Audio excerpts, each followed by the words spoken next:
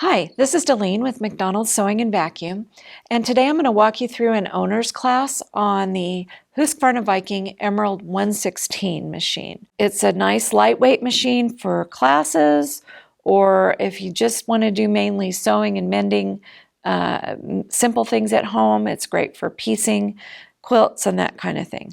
Okay, so let me show you first how to wind a bobbin. That's usually the first thing I do. So I'm going to put my spool on, and you can see the spools go on horizontally. I'm going to use this little guide right here. This is the tension actually for your bobbin winding. It's very simple to wind a bobbin on this machine. Take my thread, and I'm going to take it up through the center of the bobbin and out the top through one of the holes. Okay, so once I've got that done, I'm going to put the bobbin up here on the bobbin winder and move it over to the right. Then I can use my foot control to start winding the bobbin. And once I've wound it around a couple of times, I'm going to trim this thread off and let it continue winding.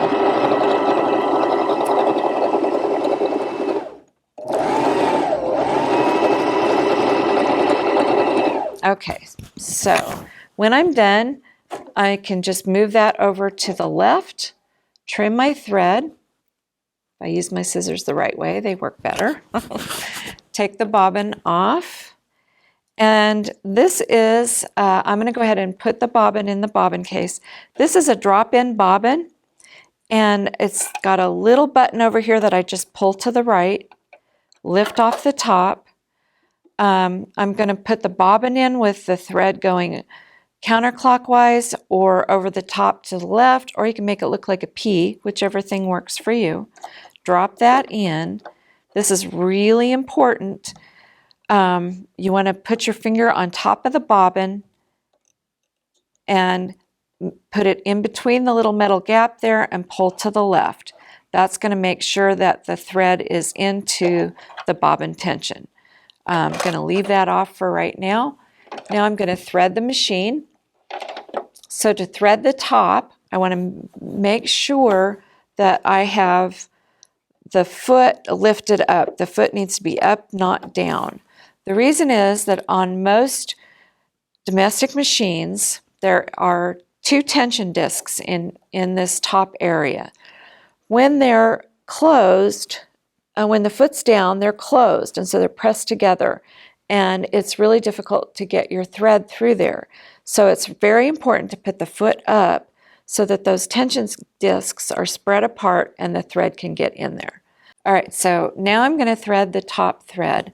I'm going to bring my thread across and from behind through this guide, making sure that the foot is up. I'm going to bring the thread down through the tension discs, up and around through the take-up lever, down through that guide, and now when I get to the bottom here, I'm going to put the foot back down. It's going to clamp on, those tension discs are going to clamp onto the thread, which is going to make it easier for me to thread, and I'm going to take my thread through the guide in front of the needle. It comes from the left to the right. I'm going to make sure my thread is in front of the needle. Right now I have it wrapped around. So now that I'm down here, I'm going to make sure my foot's down and lower the needle threader. And it's going to come and wrap around the needle. There's a tiny little hook that comes through the eye of the needle. And I'm going to pull the thread through the guide and right up under this other white piece of metal here.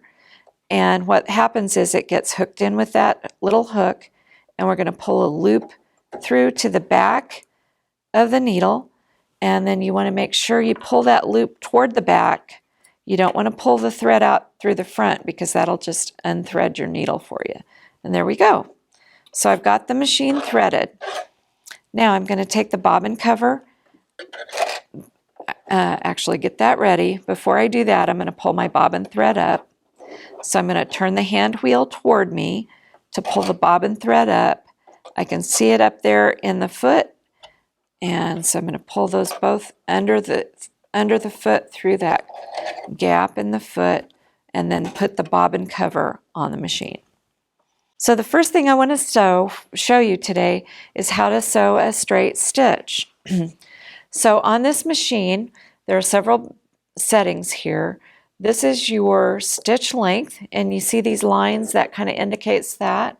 This is your stitch selector. There are 8 different stitches here, 8 straight stitches or 8 woven stitches, and then the stitches on the bottom are for straight or stretch materials. This is the stitch selector. This is your stitch width, and then this is your tension setting. Okay, so I have selected stitch number 1, which is a straight stitch. To stitch a straight stitch on your stitch width, you need to take it all the way up to 5 on this machine. And then I'm going to set my stitch length at 2.5. One of the wonderful things about this machine is it has this little helpful guide down here. And everything that I just set is laid out for you right here on this guide. For a woven fabric, for a straight stitch, I'm going to use the A foot, which I have already checked, and the A foot is on there. I want my tension between 4 and 6, so I'm going to adjust the tension just a little bit. Oops. The stitch length needs to be 2.5, which is where I had it, and my width needs to be at 5. And then on the left-hand side is our presser foot pressure, and that needs to be set at 3, which is where it defaults to, and it should be there when you take the machine out of the box. Okay, so I'm going to put my fabric under the foot, put my foot down, and start sewing. Now let's say I want to do a reverse. I'm going to reverse with this little button over here, and when I press it down, it goes in reverse. When I let it up, it goes right back forward. So I'm going to sew all the way to the other end and do a reverse, and there we go.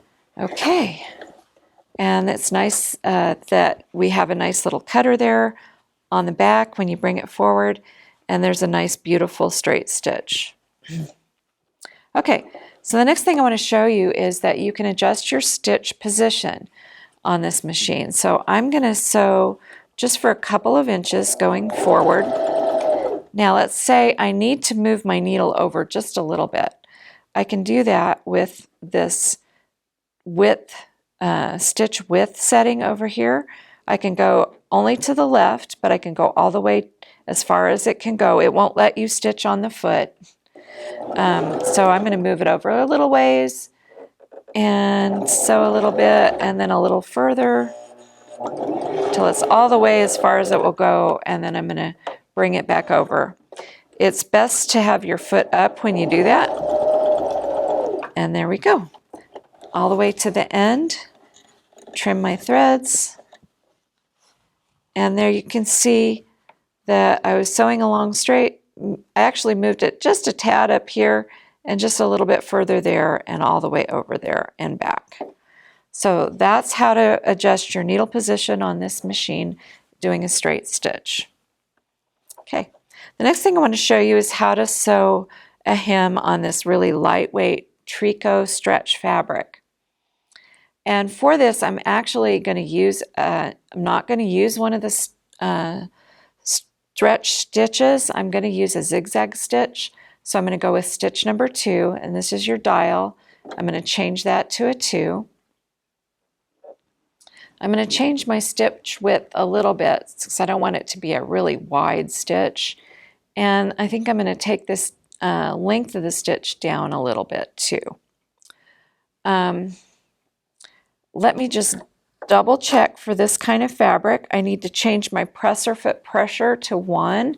So I'm going to turn this knob from 3 to 2 to 1, and this arrow shows you where that is. So I'm going to lighten the pressure so it's not pressing down quite so hard on this delicate stretchy fabric. And I've set my stitch length to 1.5. My stitch width, I'm going to go down a little bit further to 1.5, and they recommend the tension between 4 and 6 again, so we can leave that where it is. All right, so I'm going to work on this little hem. roll it up, fold it up. Yeah, this stuff is not a lot of fun to work with, but what's wonderful is you put it under the needle here, and the machine handles it beautifully.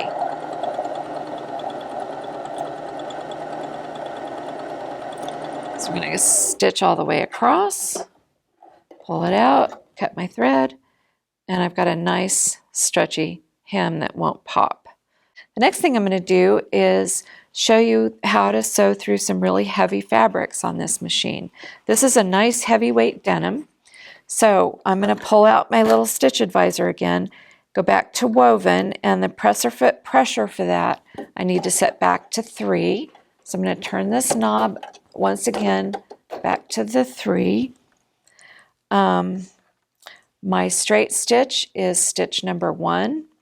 I like to have a little bit longer stitch for heavyweight fabric, so I'm going to go from up to a 3, and the tension will just stay between 4 and 6. Okay, so I'm going to do this. You know how on some jeans and there's that seam that goes down the leg that's called a flat felled seam? I'm just going to do a fake one for us right now, because that creates 3 layers of denim right there. You can see I don't have to help this machine at all. It's going through it beautifully. I trimmed my thread, and now I'm ready. Let's say I need to do a hem on these pants. To do that, I'm going to roll my fabric up once, and that gives me 6 layers here in the middle. And one more time, that's 9 layers of denim. So it's really fairly common to need to sew on that thick fabric. I'm also going to use an optional little tool. It's not very expensive to help me with this. It's called a multi-purpose tool. Some people call it a button reed, a clearance plate for sewing on a button. Okay, so I'm going to put my fabric under the needle and put the foot down and start sewing. Now, when my foot starts to really climb in the front, as it is right there, I'm going to make sure I turn the hand wheel and put my needle down. I'm going to lift the foot up, and I'm going to slide this narrower end of the multi-purpose tool under the back of the foot. Then remember to put the foot back down. It looks like it's down, but it really wasn't. And I'm going to go ahead and sew across that 9 layers of denim. No broken needles, no skipped stitches, no tears, and a nice professional looking denim hem, jeans hem. The next thing I want to show you is how to do a seam and overlock on a knit fabric. So I'm going to pretend this is a sweatshirt material, and I'm going to pretend that we're sewing a cuff on a sweatshirt sleeve. So I'm going to select my seam and overcast stitch, which on this machine is 6, stitch 6, but I also want to select a stretch stitch. On this machine, you actually use the stitch length and move it over to within this gray area, and then for a longer stitch, you can move it more towards the plus. What we're doing is lining up this little white bump there with within this gray area with the plus and the minus. If I want a shorter stitch, I can head it over closer to the minus sign, but I'm going to make it a little bit longer. And then I need to select with my stitch selector here, I need to select stitch number 6, and I'm going to pull out my handy dandy guide here. Once again, I'm sewing on a knit fabric, so I'm going to turn my presser foot pressure down to 1 again. And for the overlock stitch, I actually need to change feet. So on this machine, I can just push the foot from the back toward me, and it will come right off. This is the B foot. It looks a lot like the A foot, but it has some extra lines in it and painted on it, and it also has this nice groove in the back for thicker fabrics and for satin stitches and so on. Okay, so it's recommending that we use that foot and that we set the stitch width to 5. Okay, so now I think I'm ready to start. I'm going to line the edge of my cuff up there with the needle. And I'm going to place this fabric so that the edge of my fabric is right on that first line over there. I think that'll probably work pretty well to do my overcast. I may need to adjust just a bit. Okay, there we go. Now, as I sew, I'm going to try to stop with my needle down so I can start stretching the fabric out to fit the cuff, or the sleeve, sorry. And keep sewing so that it goes off the edge.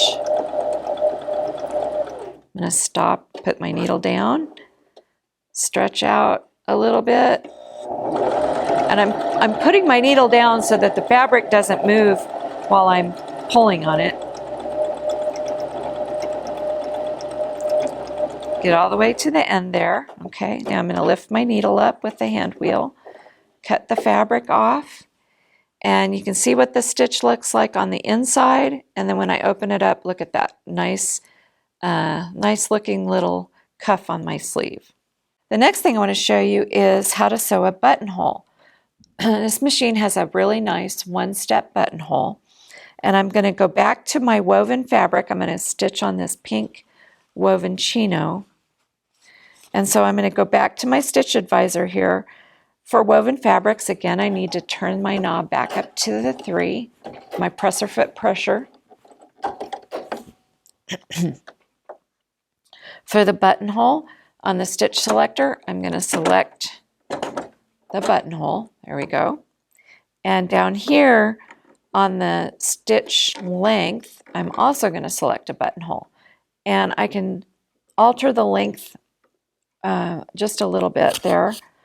Or not the length, but the width. Okay, then it's asking for the C foot. This is the buttonhole foot. And it's great. It's got this nice ability to size your buttonhole for you. So I'm going to open it up by pushing the plastic to the back, put my button in there, and close it in. Okay, so that's going to help the machine know how long my buttonhole needs to be. I'm going to pull the B foot off, or push it off from the back towards me. This foot, again, is just going to go under the shaft and slip into the ankle with that little metal piece. Is going to go right up into the ankle. And then the next thing I need to do to get ready to sew buttonhole is there's another piece that comes straight down here, and I'm going to make sure that it lands between those two plastic pieces that protrude from the foot there. So right in there. All right, now that I've got the foot on, I'm going to go ahead and get ready to stitch my buttonhole. So on this machine, you need to be prepared for the fact that it's going to go backwards first and line your fabric up accordingly.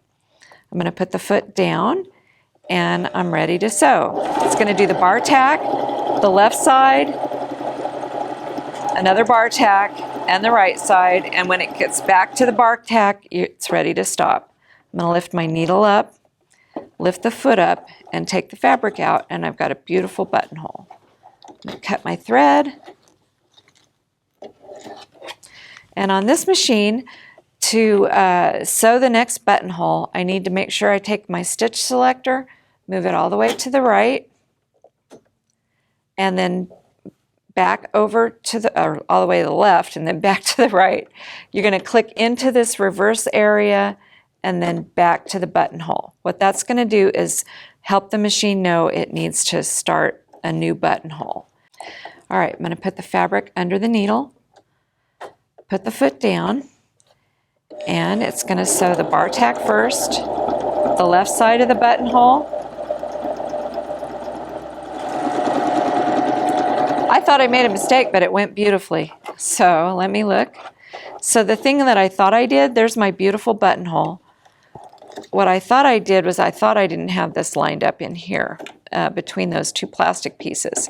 If for some reason I did get this part in front of this, which has happened, in front of this little plastic piece right here, it would keep sewing and not stop. So we did well. We got 2 buttonholes, and they're beautiful. Okay, one more thing I want to show you. To finish the buttonhole, or to stop making buttonholes, I need to lift this little lever up, and I'm just going to pull the foot, or push the foot off towards the front. and I want to show you how to do a blind hem. So when you're doing a hem, you're going to fold your fabric from the right side. You're going to fold your hem up toward the back of the fabric. And we're going to be using this B foot to line up, and I'll show you, or sorry, this is a D as in David foot. All right, so I'm going to go back to my sewing advisor. I'm using still some woven fabric, so the presser foot pressure should already be at 3. And then my blind hem on this machine is stitch number 5. So I'm going to select stitch number 5 with my stitch selector. It calls for the D foot. I need to set my tension back to between 4 and 6. My stitch length needs to be at 1.5, so this is my stitch length down here. Just keep trying to go back and find my place. And the stitch width, which is up here, needs to be set to 3. So this little advisor, or this little helper down here, is wonderful. Now what I'm going to need to do is, after I've folded my hem up, as I showed you initially, we're going to fold the main fabric back away from that hem. And there are some nice videos on YouTube about how to do that. Before I put the foot on, though, I wanted to show you how this foot goes onto the fabric, lines up on the fabric. It's clear, so it's a little difficult to see, but this side, the left side of the foot, is a little bit higher than the right side, and there's a gap right here where my fingernail is going. I want to line this right side of the foot right up with the fabric there. So I'm going to put my foot on, and it just pushes into the ankle like the other ones did. And I'm going to line up my fabric. If I need to, because this is kind of thick, fluffy wool, I can actually lift my foot up a little higher to get my fabric under there. And then I'm going to put the foot down, and hopefully you can see that the fold is right up against that right side of the foot. And I'm going to start sewing. What it's doing, I'm going to slow down just a little bit, is it's sewing a few stitches and reaching over and grabbing that fold to put just a little bit of thread over there. Oh, I need to, I'm getting a little too much fabric. I'm going to put my needle down, lift the foot up and adjust a little bit, because I've got that fold, there we go, fold up there in the foot, and keep going. I'm almost to the end. There we go. Okay, so when I get to the end, take my fabric off the needle, off the machine, and there we go. If I had thread that matched, that would look pretty good. I could probably make the stitch not quite so wide, and it wouldn't bite so much into the front, but that's a really, really pretty good blind hem. It is something, though, that you want to practice before you try to use that on your finished piece. Okay, that's all I have to show you on this machine today. Happy sewing!